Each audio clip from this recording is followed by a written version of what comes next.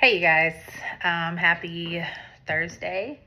Kind of lose track of what day it is right now. Seems like things are so busy.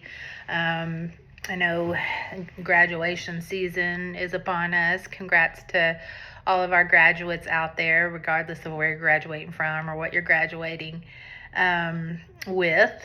So, all of our high school graduates, college graduates, and even our little kindergarten graduates. I'm really happy for everybody who is going into this next phase. And summer is here, and down here in Arkansas, it feels super hot already. So I do love the warm weather, but it seems like it's kicking off pretty strong.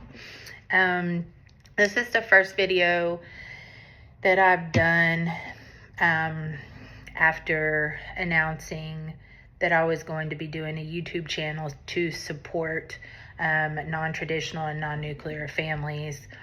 And I've been wanting to do this for a long time, and I take on a lot. I have a lot of ideas, so I'm commonly moving from subject to subject, and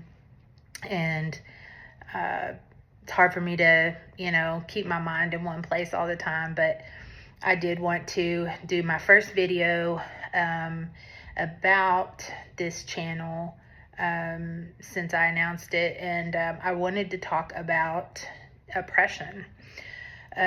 So I think our families, and particularly families that are led by same-sex parents, we do have some unique challenges that can come up when leading families, and even before we have built a family, like say with children. And even really before we get married or find, our forever person, we have unique challenges. And by that, I mean that we might be the only minority group that suffers the majority of their oppression from their own family and friend groups and community. So that's not to say that that's the case with every person that identifies as queer or gay. But for the most part, it seems like the majority of oppression for gay people comes from someone who is related to them or otherwise knows them. So meaning that it's not really so much strangers, which of course there's oppression, in general, through voting against our rights and things like that.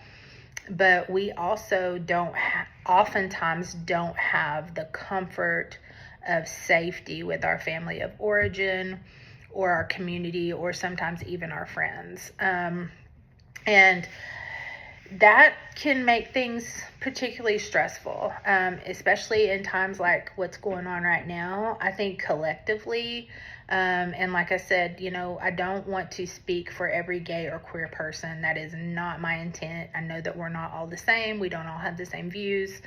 But I would say collectively, I feel like for the most part, a lot of same-sex families are feeling some fear, are feeling some stress around just current things that are going on. I think there's always kind of this underlying feeling that we are firstly not going to be accepted, and that's kind of what we look for first when we're choosing a place to work, where we're choosing a place to socialize, where we're choosing a place to worship. I mean, we're like, our first question is, are we going to be accepted here? I mean, that is our default. So it can be a little nerve-wracking sometimes when we first have to find places where we're accepted, and that isn't always home. And for a lot of people, it's real simple. It's like, I'm I mean, home is home. Like, that's where I'm always accepted. And for us, it's not always the case. So the good news is that you can find your people. And you can strengthen your family to be the family that you're building, whether it's with kids or it's just you and your partner.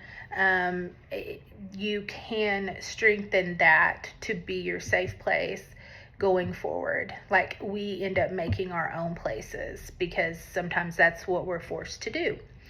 And then we have, the other side where you have families that are very accepting and families that have welcomed their queer relatives with open arms and no judgment. And I want to, send hats off to those people who have just loved without judgment. So what are we doing to cope with current stress around leading the same-sex family, and in particularly the same-sex family that's multiracial, because those also are different perceptions, or perspectives rather, like where my wife and I don't have to worry about, or we assume that we don't have to worry about, being questioned about citizenship or deportation. That is not the case for some of our children. So there's these little nuances in a non-traditional family sometimes that the other families don't face. So again, I just wanted to talk about that a little bit, and ask you all, how are you coping with this? How are you keeping yourselves safe, and how are you keeping yourselves feeling supported and connected to your communities? Have you found your people? Do you need suggestions on finding your people? Just wanted to send this out in solidarity and support. Like, you are seen and you're loved. And I'm out here seeing these beautiful families every day that are struggling so much when they're perfectly beautiful and it should be accepted for as they are. So just to say that you are by the right people. And I think that that's the most important thing, is to find your people and hold on dearly. And if you guys need some help or suggestions on where to go to find the right folks, or in things that you need in particular, message me. And let me know. Comment down below, and I will get a hold of you and help you find support in your area. So thank you so much for being here. And if you know of other non-traditional, non-nuclear families that could use the support, please share this channel with them going forward. I think it's going to be a really important resource that families like mine and like yours need.